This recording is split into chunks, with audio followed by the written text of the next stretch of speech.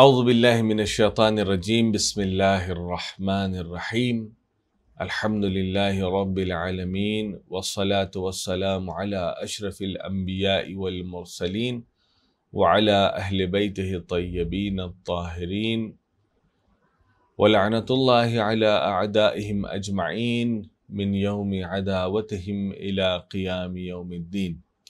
اما بعد فقد قال اللہ سبحانہ وتعالی فی کتابہ الکریم وفرقانہ الحمید. بسم اللہ الرحمن الرحیم. یا ایہا الذین آمنوا انفقوا من طیبات ما کسبتم ومما اخرجنا لکم من الارض.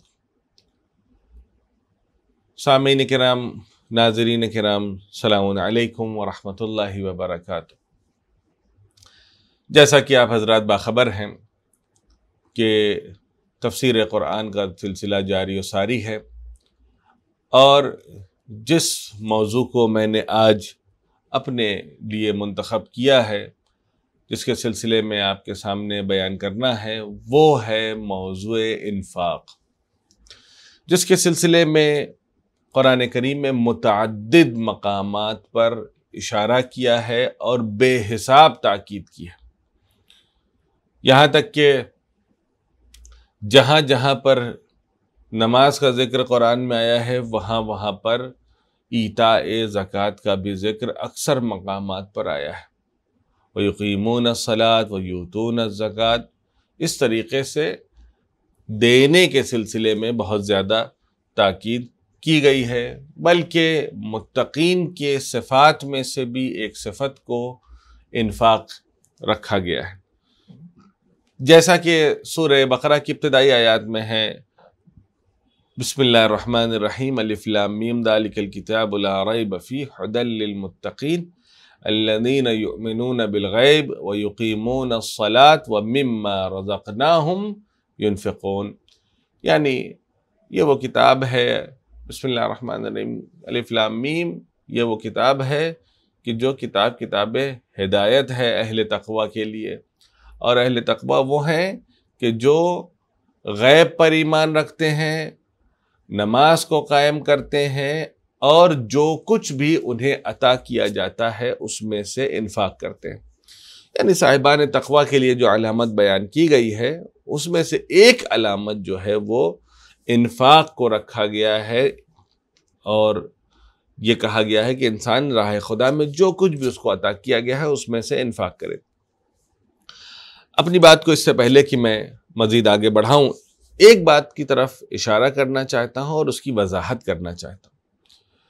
یہاں پہ آیت قرآن نے کہا ہے مما رزقناہم ینفقون، جو کچھ بھی ان کو رزق کے طور پر عطا کیا گیا ہے اس میں سے انفاق کریں. اچھا، سب سے پہلی چیز یہ ہے کہ ہم یہ سمجھتے ہیں کہ رزق کا مطلب مال و دولت ہوتا ہے، رزق کا مطلب کھانا پینا ہوتا ہے. در واقع حقیقت اس سے کچھ الگ ہے.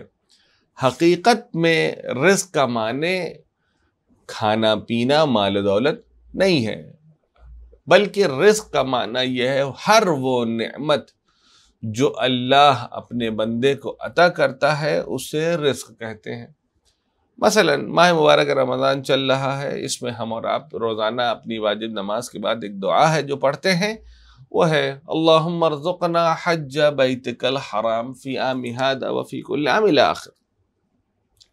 یعنی بارہلا تو مجھے حج کا رزق عطا فرما. نہ حج کوئی کھانے کی چیز ہے، نہ پینے کی چیز ہے، نہ مال ہے، نہ دولت ہے، بلکہ برعکس اس میں مال و دولت خرچ ہو جاتا ہے. تو معلوم یہ ہوا کہ جس چیز کو ہم رزق سمجھتے ہیں، یعنی مال و دولت اور ثروت اور کھانے پینے کی چیز، یہ فقط یہ جو ہے وہ رزق نہیں ہے، بلکہ ہر وہ نعمت جو اللہ اپنے بندے کو عطا کرتا ہے اسے ہم رزق کہتے ہیں، یا اللہ کی ڈیفینیشن میں اسے رزق کہا گیا ہے. اب یہاں پر جو علامت بیان کی گئی ہے کہ متقین کی علامت میں سے ہے کہ وہ جو کچھ بھی ان کو عطا کیا گیا ہے اس میں سے انفاق کریں.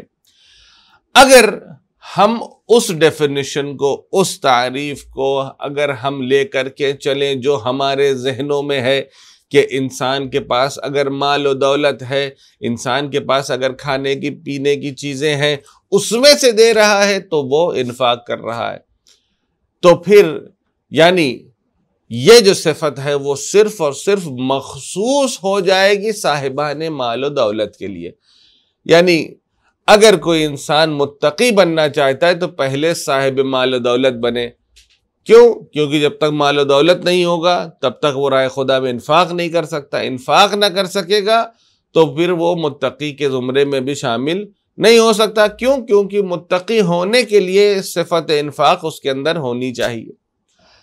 تو گویا یہ ہماری اور آپ کی جو ناقص ایک ڈیفینیشن ہے اس کے حساب سے صرف اور صرف صاحب مال و دولت ہی متقی ہو سکتا ہے، غریب آدمی متقی نہیں ہو سکتا۔ بلکہ اللہ کے ہاں یہ دیکھا جاتا ہے کہ جو کچھ بھی انسان کو عطا کیا گیا ہو، اللہ اس کی راہ میں اس میں سے انفاق کرنے والے کو متقی کہا جاتا ہے۔ اب میں اس کے لیے ایک بہت ہی خوبصورت سی ایک مثال آپ کی خدمت میں عرض کر دوں تاکہ آپ اس چیز کو سمجھیں۔ میں نے ایک عالم سے یہ واقعہ بالمشافہہ سنا ہے، وہ عرض کر رہے تھے، کہنے لگے کہ میں ایک سفر 40 کے لیے کربلا گیا ہوا تھا اور گرمی زیادہ تھی۔ جب ہم نجف سے نکلے کربلا کی طرف چلنے کے لیے، کچھ دور چلنے کے بعد ظاہر سی بات ہے گرمی زیادہ تھی، شدت گرما کی وجہ سے، شدت آفتاب کی وجہ سے ایک جگہ پر ہم آ کر کے سڑک کے کنارے جو ڈیوائیڈر تھا گویا اس کے اوپر بیٹھ گئے، استراحت کرنے لگے، تھوڑا سا آرام کرنے لگے کہ تھوڑا سستا لیا جائے اور اس کے بعد پھر سفر کو آگے بڑھایا جائے۔ جب میں اپنی جگہ پر اس روڈ سائڈ پر بیٹھ کر کے آرام کر رہا تھا تو میں نے محسوس کیا کہ میرے بازو میں کوئی انسان کھڑا ہوا ہے۔ اب میں نے اس کی طرف دیکھا، اس نے میری طرف دیکھا، وہ مجھے دیکھ کر کے مسکرایا، میں اس کو دیکھ کر کے مسکرایا، لیکن ہمارے درمیان میں کوئی کانورسیشن، کوئی بات چیت نہیں ہوئی۔ لیکن مجھے بڑا عجیب سا لگا کہ یہ ماجرا کیا ہے، یہ آدمی میرے پاس کیوں کھڑا ہوا ہے، کہیں خدا نخواستہ اس کی کوئی نیت خراب تو نہیں ہے۔ بہرحال میں نے کچھ بولا نہیں، کہا کہ اللہ کے اوپر توکل ہے، اور پھر تھوڑی دیر کے بعد چل پڑا۔ جب کچھ آدھا پون گھنٹہ 1 گھنٹہ چلنے کے بعد دوبارہ سے ایک جگہ پھر میں بیٹھا آرام کرنے کے لیے، میں نے دیکھا کہ محسوس کیا کہ کوئی میرے بازو میں کھڑا ہوا ہے۔ میں نے پھر دیکھا، میں نے دیکھا کہ وہی آدمی ہے اور یہ پھر سے میرے بازو میں آ کر کے کھڑا ہوا ہے، نہ کچھ کہہ رہا ہے، نہ کچھ بول رہا ہے، نہ کسی چیز کا مطالبہ کر رہا ہے کہ بھائی میں غریب ہوں، میں مسکین ہوں، مجھے کچھ دے دیجیے، نہ مطالبہ کر رہا ہے۔ پھر جو ہے تھوڑی دیر آرام کرنے کے بعد ہم پھر چل پڑے۔ پھر گھنٹہ 2 گھنٹہ کے بعد تیسری مرتبہ جب ہم کسی منزل پر رکے اور وہاں آرام کرنے لگے تو پھر میں نے محسوس کیا کہ میرے بازو میں کوئی کھڑا ہوا ہے۔ میں نے اس کو دیکھا کہ یہ وہی آدمی تھا جو صبح میں پہلے مقام پر آ کر کے میرے بازو میں کھڑا ہوا تھا۔ اس مرتبہ میں تھوڑا سا تشویش بڑھ گئی، میری گھبراہٹ بڑھ گئی کہ یہ ماجرا کیا ہے کہ جہاں میں رکتا ہوں، دیکھیے بھیڑ اتنی زیادہ ہوتی ہے کہ یہ ایک کوئنسیڈنس ہو سکتا ہے کہ ایک جگہ پر مل گئے، دوسری جگہ پر مل گئے، لیکن تیسری جگہ پر پھر اسی کیفیت میں کہ میں بیٹھا ہوا ہوں، وہ میرے بازو میں کھڑا ہوا ہے اور نہ کچھ بول رہا ہے، نہ کچھ کہہ رہا ہے، نہ کچھ کر رہا ہے۔ میری تشویش بڑھ گئی۔ میں نے اس سے کہا کہ بھائی کیا تمہیں کوئی پریشانی ہے؟ کیا تمہارے کوئی مسئلہ ہے؟ یا تمہیں مجھ سے کچھ کہنا ہے، کوئی مطالبہ ہے؟ اس نے کہا کہ نہیں آقا، مجھے آپ سے کوئی مطالبہ نہیں ہے، مجھے کچھ نہیں کہنا ہے۔ تو یہ عالم دین کہتے ہیں کہ میں نے اس کو اصرار کیا کہ میں دیکھ رہا ہوں کہ صبح سے جب سے میں نکلا ہوں، جس منزل پر بیٹھتا ہوں، آرام کرتا ہوں، وہاں پر تم میرے بازو میں آ کر کے کھڑے ہو جاتے ہو۔ ماجرا کیا ہے؟ یہ آدمی جو اس عالم دین کے ساتھ ساتھ چل رہا تھا، جب یہ سوال ہوا تو اس کی آنکھوں سے آنسو بہ گئے. اس نے گریہ کرنا شروع کر دیا. فوراً آپ کھڑے ہوئے. آپ نے کھڑے ہونے کے بعد اس بھائی کو گلے سے لگایا. گلے سے لگانے کے بعد پوچھا، بھائی کیا ماجرا ہے کہ تم اتنا، جب میں نے پوچھا تو تم گریہ کرنے لگ گئے، کیا مسئلہ کیا ہے، تم کیوں میرے ساتھ ساتھ چل رہے ہو؟ اس نے یہ کہا کہ میں ایک تاجر ہوں اور میں نے یہ ارادہ کیا تھا کہ اگر میرا بزنس اچھا چلے گا تو میں 40 کی مشی کے دوران ایک موقع میں مثلا گویا کھانے پینے کا انتظام کروں گا مومنین کے لیے، عزاداران کے لیے. لیکن مجھے تجارت میں شکست ہو گئی، بزنس میرا ڈوب گیا، اور اس حد تک ڈوب گیا کہ میرے پاس گویا 1000 دینار بھی جیب میں نہیں ہے کہ میں زائرین امام حسین کے لیے ان کی خدمت میں کچھ کر سکوں. تو پھر بار بار یہ سفر کا سبب کیا ہے؟ تو اس نے کہا کہ جب میں مایوس ہو گیا، مجھے سمجھ میں نہیں آیا کہ میں لوگوں کے لیے 1 گلاس پانی کا انتظام نہیں کر پا رہا ہوں، مٹھی بھر خرمے کا انتظام نہیں کر پا رہا ہوں. جو لوگ گئے ہیں انہوں نے دیکھا ہوگا کہ وہاں پر کچھ چھوٹے بچے ہوتے ہیں جو راہ چلتے ہوئے لوگوں کو ٹشو بانٹ رہے ہوتے ہیں تاکہ وہ اپنے پسینے کو پوچھ لیں. اس کا بھی انتظام نہیں کر پا رہا ہوں. تو مجھے لگا کہ میں کس مصرف کا ہوں، میں کس کام کا ہوں کہ جو اتنا کچھ کرنا چاہتا ہے محبت اہل بیت میں، لیکن وہ مجبور ہوں کہ کچھ نہیں کر سکتا ہوں. تو جب آج صبح میں اٹھا فجر کے بعد تو میں نے پروردگار سے دعا کیا کہ بار الہام مجھے کوئی سبیل بتا، کوئی راہ حل بتا کہ میں کیا کروں، میں کس طریقے سے امام حسین کے عزاداروں کی خدمت کروں. یہ کہہ کر کے میں اپنے دروازے سے باہر نکل آیا. نکل آنے کے بعد میں نے یہ دیکھا کہ آپ جہاں سب سے پہلے مقام پر آرام کر رہے تھے وہیں پاس میں میرا مکان تھا. میں نے دیکھا کہ آپ بیٹھے ہوئے ہیں، دھوپ تیز ہے اور آپ کو اس دھوپ کی وجہ سے اذیت ہو رہی ہے. تو میں نے وہیں فیصلہ کیا کہ آج میں پورا دن آپ کے ساتھ اس سفر پر رہوں گا. جہاں کہیں پر بھی آپ بیٹھیں گے آرام کرنے کے لیے، میں آپ کے بازو میں آ کر کھڑا ہو جاؤں گا اور آپ کے اور دھوپ کے درمیان میں سایہ بن جاؤں گا تاکہ آپ کو دھوپ نہ لگے. اور میں صبح سے جہاں جہاں آپ گئے ہیں میری کوشش یہی رہی کہ میں آپ کے بازو میں آ کر کے کھڑا ہو جاؤں اور آپ تک دھوپ نہ پہنچنے پائے، تاکہ جو کچھ بھی میرے پاس ہے، میرے پاس نہ مال ہے، نہ دولت ہے، نہ سرمایہ ہے، کچھ بھی نہیں ہے میرے پاس اس وقت. اگر کوئی چیز ہے تو وہ میرا خود کا وجود ہے. تو میں چاہتا تھا کہ اپنے اس وجود کے ذریعے سے راہ خدا میں انفاق کروں اور زائر امام حسین کے سر پہ بعنوان سایہ آ کر کے بن جاؤں. عزیزان محترم، یہ ہمارا تصور ہے، ہمارا خیال ہے کہ انفاق کرنا، راہ خدا میں کوئی نیک کام کرنا، اس کے لیے مال دولت کی ضرورت ہوتی نہیں. اللہ نے ہمیں نہ جانے کتنی صلاحیتیں دی ہیں، کتنی خصوصیات عطا کی ہے، جس کے ذریعے سے ہم راہ خدا میں بہت سارے کام کر سکتے ہیں اور منفقین فی سبیل اللہ میں شامل ہو سکتے ہیں. مثلا ایک غریب آدمی ہے، ٹیلر ہے، وہ مثلا کسی بندے مومن کا اگر لباس سل دے گا راہ خدا میں، غریب مومن ہے، مسکین ہے، اس کا ایک لباس اس نے سل کر کے اس کو دے دیا، تو یہ انفاق فی سبیل اللہ ہے. کوئی انسان ہے، اس کے پاس مال و دولت نہیں ہے لیکن کوئی ہنر آتا ہے، پینٹنگ آتی ہے اس نے کسی دوسرے بندے خدا کو، کسی بندے مومن کو پینٹنگ کرنا سکھا دیا. کچھ نہیں آتا ہے، وہ جوتے پہ پالش کرتا ہے، کسی دوسرے کو سکھا دیا یا کسی ضرورت مند کے جوتے پہ پالش کر دی. کچھ نہیں آتا ہے، الیکٹریشین ہے، پلمبر ہے، پنچر بنانے والا ہے، کوئی کام کرنے والا ہے، بوجھ اٹھانے والا ہے.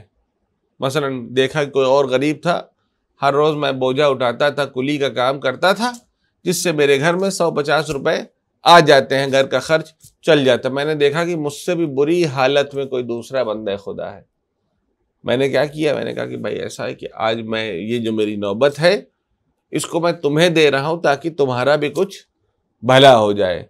تو یہ جو چھوٹی چھوٹی چیزیں ہم اپنی زندگی میں دیکھتے ہیں، اسی کو انفاق فی سبیل اللہ کہا جاتا ہے۔ اللہ نے مال و دولت ایک حصہ ہے اس کا، کہ اگر کسی کو اللہ نے نوازا ہے، کسی کو عطا کیا ہے، کسی کو دیا ہے، اس میں سے جو ہے وہ رائے خدا میں خرچ کر دے۔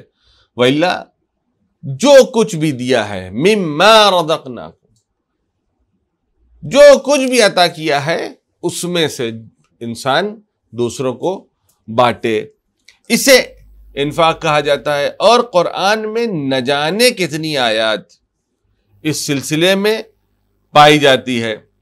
ایک آیت کی طرف میں اشارہ کرنا چاہتا ہوں، وہ سورہ بقرہ کی آیت نمبر 274 ہے، کہ جس میں خداوند متعال یہ ارشاد فرما رہا الذین ينفقون اموالهم باللیل، کہ وہ لوگ جو اپنے اموال میں سے انفاق کرتے ہیں رات میں، والنہار اور دن میں، سرا وعلانیۃ چھپا کر کے اور علنی طور پر، فَلَهُمْ أَجْرُهُمْ عِنْدَ رَبِّهِمْ، بس ایسے لوگوں کے لیے عظیم اجر ہے ان کے پروردگار کے نزدیک، وَلَا خَوْفٌ عَلَيْهِمْ وَلَا هُمْ يَحْزَنُونَ، اور نہ ایسے لوگوں کے پر کوئی خوف ہے کسی بات کا، نہ ان کے پاس کوئی حزن و اندوہ و غم ہے۔ یہ آیت کریمہ جو سورہ بقرہ کی 274ویں آیت ہے، یہ متفق علیہ مسئلہ ہے برادران اسلام کے درمیان میں اور ہمارے یہاں بھی، کہ جس کے سلسلے سے مختلف تفاسیر میں بیان کیا گیا ہے کہ یہ آیت جو ہے وہ ہمارے اور آپ کے پہلے امام امیر المؤمنین علی ابن ابی طالب علیہ السلام کی شان میں نازل ہوئی ہے، کہ جب ایک دن آپ اپنے گھر سے برآمد ہوئے اور آپ کے پاس کل سرمایہ جو تھا وہ 4 دینار تھا، 4 درہم تھا گویا، اور 4 درہم میں سے آپ نے 1 درہم کو دن میں رائے خدا میں انفاق کیا، کسی ضرورت مند کو دے دیا، 1 درہم کو رات میں رائے خدا میں دے دیا، 1 درہم کو چھپا کر کے رائے خدا میں دے دیا، اور 1 درہم کو علنی طور پر دکھا کر کے رائے خدا میں دیا۔ یہ جو طریقہ یہاں پر بیان کیا گیا ہے، اس آیت کے 2 حصے ہیں۔ ایک یہ ہے کہ ينفقون اموالهم باللیل والنہار، کہ رات میں دیتے ہیں دن میں دیتے ہیں، یعنی انسان کو چاہیے کہ وہ نہ دیکھے کہ رات میں دے رہا ہے کہ دن میں دے رہا ہے، جس وقت بھی دے گا اللہ دیکھنے والا ہے، وہ آپ کے نام اعمال میں درج کرنے والا ہے۔ تو اس طریقے سے آپ اس طرف سے بالکل مطمئن رہیں کہ آپ کا مال ہدر نہیں جا رہا ہے کہ ارے رات میں دے دیا ہے، کہاں کسی کو پتہ چلا، پتہ نہیں اس کا ثواب ملے گا بھی کہ نہیں ملے گا، نہیں، ایسا مطلب اس کے لیے آپ بالکل مطمئن رہیں کہ جب کبھی انسان کار خیر کرے گا تو اللہ اس کو نوازے گا۔ یہاں پر جو میں جس خطے کی طرف، جس ٹکڑے کی طرف اشارہ کرنا چاہتا ہوں وہ ہے ينفقون اموالهم سرا وعلانیۃ، یعنی یہ لوگ اپنے مال میں سے انفاق کرتے ہیں سرن، یعنی چھپا کر کے۔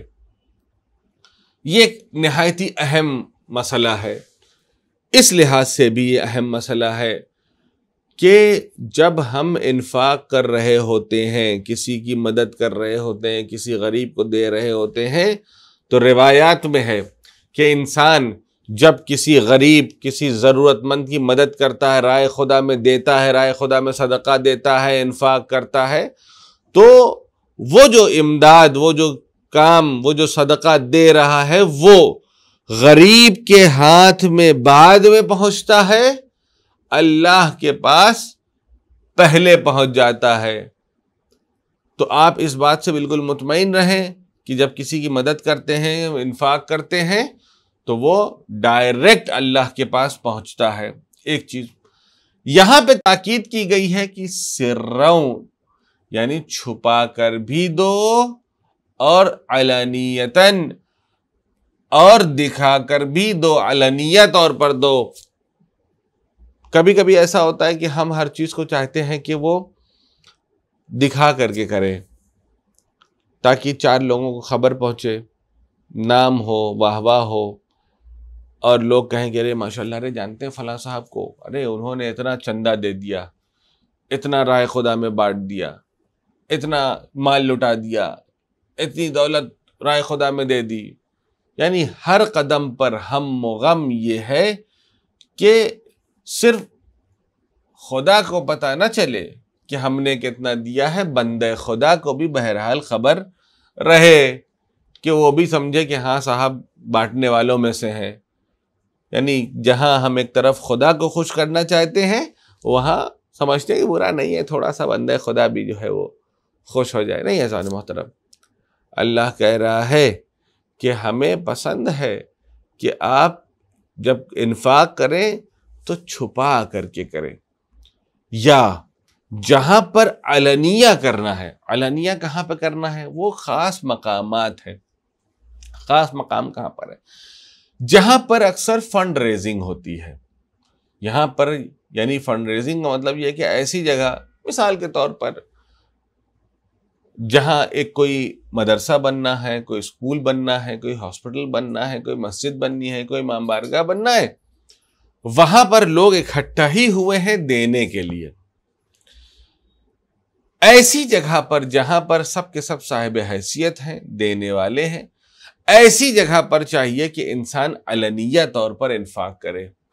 اس کا فائدہ کیا ہے؟ اس کا فائدہ یہ ہے کہ جب انسان دکھا کر کے انفاق کرتا ہے، دیتا ہے، رائے خدا میں صدقہ عطا کرتا ہے، تو اس سے دوسرے لوگوں کو بھی ترغیب ملتی ہے کہ ارے یہ آدمی، اس آدمی کے پاس تو بیچارے کے پاس اپنے کھانے کے نہیں ہے، اس کے پاس تو اپنا گھر کا رینٹ بھی پے کرنے کا پیسہ نہیں ہے، اس کے پاس تو بچوں کی فیس بھی پے کرنے کی پیسے بڑی مشکل سے جٹا پاتا ہے۔ یہ آدمی جب راہ خدا میں اتنا دے رہا ہے تو ہماری ذمہ داری یہ ہے کہ ہم تو الحمدللہ ہمارے یہاں اتنے مسائل بھی نہیں ہیں، ہمارے یہاں راشن کا بھی قلت نہیں ہے، ہمارے بچے اچھے اسکول میں پڑھتے ہیں، الحمدللہ کوئی بیماری نہیں ہے، الحمدللہ اپنا مکان ہے، تو ہماری ذمہ داری یہ ہے کہ ہم کم سے کم اس بندے خدا سے بڑھ کر کے انفاق کریں، اس سے بڑھ کر کے رائے خدا میں دیں۔ ایسی جگہ پر بہتر یہ ہے کہ انسان علنیہ طور پر انفاق کرے تاکہ دوسرے لوگ بھی ترغیب ہو، ان کے اندر بھی رغبت پیدا ہو، وہ بھی موٹیویٹڈ ہو اور زیادہ سے زیادہ انفاق کریں۔ دوسری چیز کیا ہے؟ سرن۔ وہاں پر کیا ہے کہ وہاں پر کبھی کبھی انسان کو چاہیے کہ جب کبھی نیک عمل انجام دے، انفاق کرے، رائے خدا میں دے، کسی کو مال و دولت دے، کسی کی مدد کرے مالی طور پر، تو اس کو چھپا کر کے کرے۔ کیا وجہ ہے چھپانے کی؟ ایک وجہ یہ ہے کہ سامنے والے کی آبرو کو بھی حفظ کرنا واجب ہے۔ ہم اسے انسلٹ نہیں کر سکتے ہیں، ہم اسے نیچا نہیں دکھانا چاہیے۔ مثال کے طور پر اگر کبھی ایسا ہو کہ کوئی ایک ایسا بچہ، کوئی ایک ایسا آدمی جس کو کسی یونیورسٹی میں ایڈمیشن چاہیے تھا یا کسی جاب میں پلیسمنٹ چاہیے تھا، اور الحمدللہ ہمارے مثلاً روابط اچھے تھے، ہم نے اسکول کی 1 مہینے کی فیس پے کر دی، ہم نے اسکول کی تھوڑی سی فیس ادا کر دی، ہم نے ایڈمیشن فیس دے دیا، ہم نے ایگزامینیشن فیس پے کر دیا، اور اس کے بعد وہ اپنی محنت سے اور مشقت سے کسی مقام پر پہنچ گیا۔ تو اب ہم نے کیا کہنا شروع کیا کہ ارے اگر ہم نے اس کی مدد نہ کی ہوتی، اگر ہم نے اس کی فیس نہ پے کی ہوتی، اگر ہم نے فلاں کام اس کے لیے نہ کیا ہوتا، اگر ہم نے دھماغ کام اس کے لیے نہ کیا ہوتا، تو یہ آج اس مقام پر نہ پہنچتا۔ یعنی اس کے تمام تر کامیابی کے پیچھے ہم خود اپنے آپ کو کریڈٹ دے رہے ہوتے ہیں. یعنی یہ نہیں دیکھ رہے کہ بیچارہ رات بھر جاگ کر کے 16 گھنٹے 17 گھنٹے کہیں پڑھائی کر رہا ہے، کہیں محنت کر رہا ہے. ہم نے اس چیز کو نظر انداز کر کے صرف اس چیز کو بیان کرنے کی کوشش کی کہ ہم نے ایک زمانے میں اس کی ایک کلاس کی اسکول کی فیس جمع کی تھی، ہم نے کبھی ایڈمیشن فیس جمع کر دیا تھا، ہم نے کبھی ایگزامینیشن فیس جمع کر دیا تھا، لہٰذا اس کی تمام تر جو کامیابی ہے اس کا کریڈٹ اس سے زیادہ مجھے ملنا چاہیے. نہیں اذان محترم، بعض چیزوں کو ہمیں سر رکھنا چاہیے، بعض چیزوں کو ہمیں ہڈن رکھنا چاہیے، سیکرٹ رکھنا چاہیے.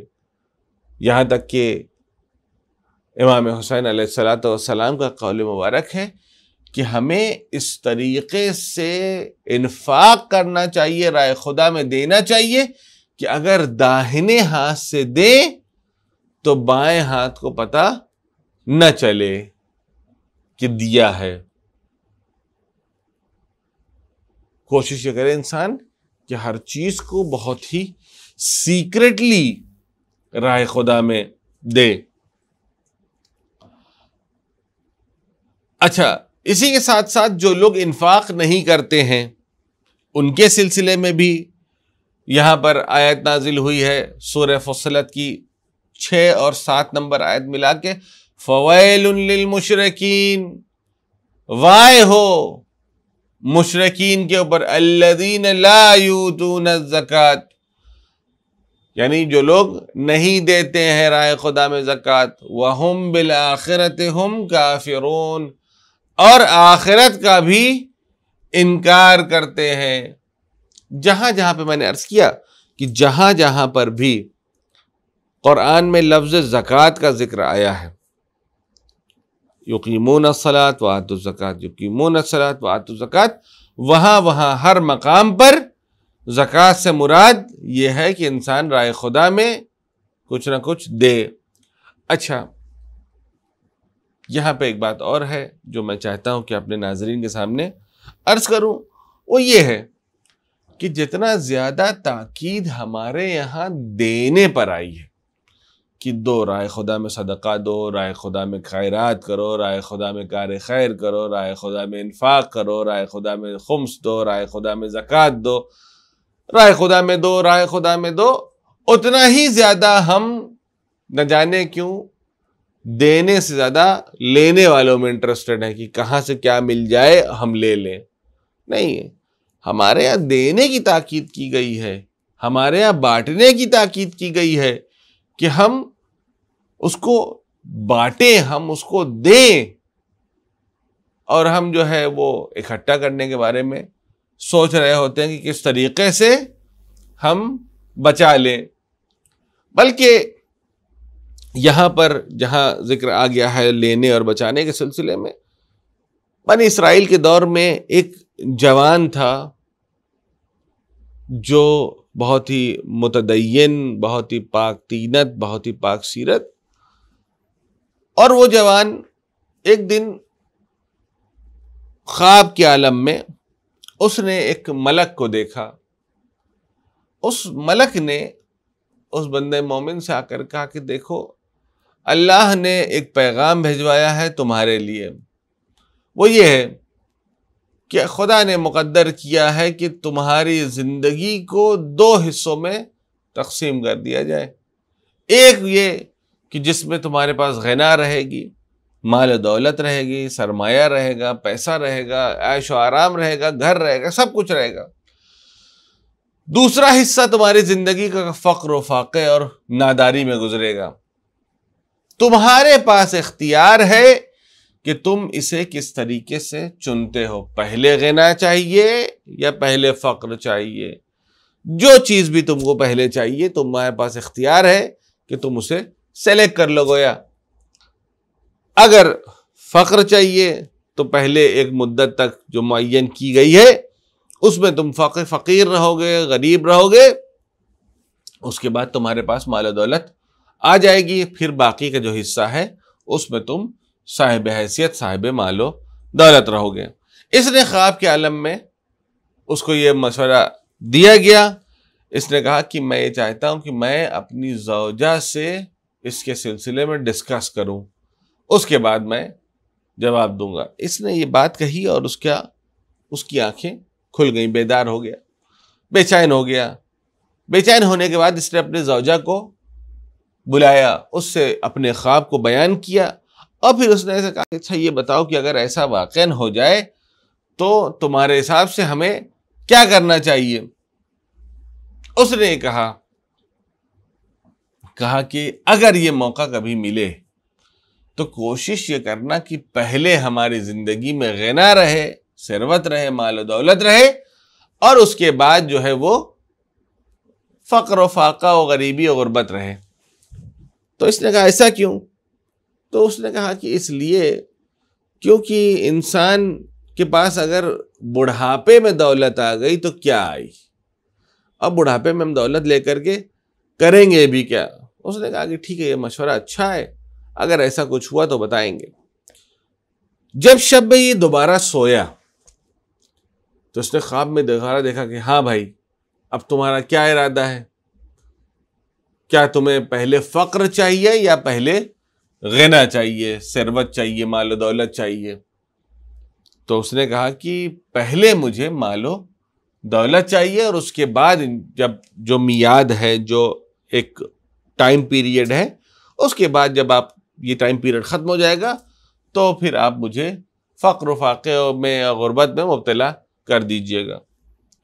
اس کے بعد ایسا ہی ہوا، جیسے جیسے ہی وہ تاریخ نزدیک آئی ویسے ویسے یہ دیکھا گیا کہ اس کے حالات تبدیل ہو رہے ہیں، اس کے یہاں برکتوں کا نزول ہو رہا ہے، مال و دولت آ رہی ہے، ثروت آ رہی ہے، اور اسی کے ساتھ ساتھ یہ کافی صاحب حیثیت ہو گیا۔ یہ مدت گویا جو 8-10 سال 20 سال جتنی بھی رہی ہو، اس جوان کی تقریباً اسی طریقے سے چلتی رہی، اور وہ لمحہ بھی آ گیا کہ اب اس کے فقر و فاقے کے دن شروع ہونے والے ہیں۔ ظاہر سی بات ہے کہ ہر آدمی کو اگر یہ پتہ چل جائے کہ اس کے اچھے دور اور برے دور کب سے کب تک رہیں گے تو وہ اسی حساب سے اپنے آپ کو آمادہ کر لیتا ہے۔ بہرحال اس سے ذہنی طور پہ اپنے آپ کو آمادہ کر لیا تھا کہ اب جو ہے وہ حالات خراب ہونے والے ہیں، ہم فقر و فاقے میں جانے والے ہیں، اور نہ جانے کب سے یہ مسائل ہمارے اوپر یہ مصائب ٹوٹیں گے۔ اپنے آپ کو مینٹلی اس نے پریپئر کر لیا۔ جب وہ دن آیا کہ اب سے اس کے یہاں مصیبت کے دن شروع ہوں گے، اس نے دیکھا کہ کوئی چیز میں تبدیلی نہیں آئی۔ چند دن اسی طریقے سے چلتا رہا، اور اس کے بعد بھی دیکھا کہ اس نے کوئی مصیبت، کوئی پریشانی، کوئی عذاب نہیں آ رہا۔ اس کی مالی حالات اچھے ہیں، غنا میں ہے، ثروت ہے، سب کچھ ہے، کچھ تبدیلی نہیں آ رہی۔ اس نے پروردگار سے دعا کی کہ بار الہ، اس سے سوال کیا کہ بار الہ یہ کیا ماجرا ہے؟ تو یہ میرا کس طریقے کا امتحان لے رہا ہے؟ میرے اندر صبر نہیں ہے، مجھے اس کا راز سمجھا۔ یہ دعا کر کر کے بہرحال شب میں یہ سو گیا۔ اس نے خواب میں یہ دیکھا کہ وہ ملک دوبارہ سے آیا، اور اس نے آنے کے بعد کہا بھائی بالکل جیسا تم سے وعدہ ہوا تھا ویسا ہی ہونے والا تھا، لیکن جس دن تمہارا وہ دور شروع ہونے والا تھا، فقر والا، فاقے والا، غربت والا، اس دن اللہ نے اپنے فیصلے کو بدل دیا۔ یہ حیرت میں پڑ گیا، کہا کہ ایسا کیا ہوا کہ اس نے اپنے فیصلے کو بدل دیا؟ اس نے تو طے کیا تھا کہ آدھی زندگی میرے عیش و آرام میں گزرے گی، اور آدھی زندگی میری بدبختی میں، آدھی زندگی میری فقر و فاقے میں، اس طریقے سے گزرے گی۔ تو پھر ایسا کیا ہوا کہ جس کی وجہ سے اللہ نے اپنے ارادے کو بدل دیا؟ تو اس ملک نے کہا کہ جب اللہ نے تمہیں مال و دولت اور ثروت اور غنا سے نوازا تو تم نے ایک کام کیا، وہ یہ تھا کہ جو کچھ بھی اللہ تم کو دیتا جاتا تھا، نعمت سے نوازتا جاتا تھا، تم نے اس نعمت کو رائے خدا میں دیتے تھے، اس کا ایک حصہ رائے خدا میں وقف کر دیا تھا کہ تھوڑا سا مال ملا، تھوڑا سا رائے خدا میں دیا، تھوڑا خود رکھ لیا، کہیں سے کچھ اور چیز ملی رائے خدا میں دیا، خود بھی رکھا۔ تو یہ جو تم نے یہ انفاق کا سلسلہ جو قائم کر رکھا تھا اپنے یہاں سے کہ لوگوں میں بانٹنا ہے، لوگوں میں دینا ہے، ضرورت مندوں کو بانٹنا ہے، اللہ نے تمہاری اس صفت کو دیکھ کر کے یہ فیصلہ کیا کہ جو تمہارے لیے تمہارے مقدر میں اللہ نے فقر و فاقہ و مصیبتوں کو رکھا تھا اس کو ہٹا دیا ہے۔ عزیزان محترم، اب ذرا آپ ملاحظہ کریں کہ ایسا نہیں ہے کہ اگر ہم راہ خدا میں انفاق کرتے ہیں، ایسا نہیں ہے کہ اگر ہم راہ خدا میں مال خرچ کرتے ہیں، ہم راہ خدا میں کچھ دیتے ہیں تو وہ فری آف کاسٹ چلا جاتا ہے، وہ کسی اکاؤنٹ میں لکھا نہیں جاتا۔ نہیں عزیزو، بلکہ نہ وہ فری آف کاسٹ میں جاتا ہے بلکہ وہ اکاؤنٹ میں بھی لکھا جاتا ہے۔ اس کی سب سے بارز مثال کیا ہے؟ اس کی بارز مثال یہ ہے کہ ایک دن رسول نے، پروردگار کے نبی نے اپنے گھر پر قربانی کروائی۔ قربانی کروانے کے بعد آپ نے مدینہ کے فقراء کو دعوت دی کہ آئیں اور آنے کے بعد قربانی کا وہ حصے کا گوشت اپنے حصے کا گویا لے کر کے جائیں۔ وہاں پر جناب عائشہ بھی موجود تھی، انہوں نے دیکھا کہ پیغمبر اسلام سب بانٹے دے رہے ہیں۔ آپ نے جب آ کر کے نزدیک میں دیکھا کہ کتنا باقی ہے تو دیکھا کہ بالکل تھوڑا سا آدھا کلو ایک پاؤ گوشت گویا رہ گیا ہے۔ تو انہوں نے آنے کے بعد کہا حیرت سے کہ یا نبی اللہ، صرف اتنا ہی رہ گیا؟ تو ان کا کہنے کا مطلب یہ تھا کہ اتنا کم مقدار میں رہ گیا اور ہم لوگ کا بھئی اس پہ گزارا کیسے ہوگا؟ پیغمبر نے فرماتے ہیں کہ اتنا ہی چلا گیا، یعنی جتنا ہم راہ خدا میں دیتے ہیں اتنا اللہ اسے ہمیں قیامت کے دن لوٹا دے گا، لیکن جتنا ہم روک لیتے ہیں اور اپنے اوپر اس دنیا میں خرچ کرتے ہیں گویا وہ کہ سب استعمال ہو گیا اور اس کی کوئی برگشت نہیں ہے۔ عزیزان محترم، لہذا انسان کو چاہیے کہ جتنا سے زیادہ ہو راہ خدا میں وہ مال کو دے تاکہ دنیا میں بھی وہ کامیاب رہے اور آخرت میں بھی اس کے پاس ایک عظیم ذخیرہ رہے۔ اسی کے ساتھ آج کا درس یہیں پر مکمل ہونا چاہتا ہے۔ آخر میں دستور کے مطابق جو سوال پوچھنا ہے وہ یہ ہے، میں نے سورہ بقرہ کی ابتدائی آیات ہی تلاوت کیا تھا اور اس میں 3 علامتوں کو بیان کیا تھا جو متقین کے اندر پائی جاتی ہے، جس میں سے ایک انفاق ہے۔ وہ باقی کی 2 علامتیں کیا ہیں جو ایک متقی کے اندر پائی جاتی ہے؟ سب سے پہلے جواب دینے والے کو انشاءاللہ علی ٹی وی کی طرف سے نفیس انعاموں سے نوازا جائے گا۔ اسی کے ساتھ میں آپ سے اجازت چاہتا ہوں۔ والسلام علیکم ورحمۃ اللہ وبرکاتہ۔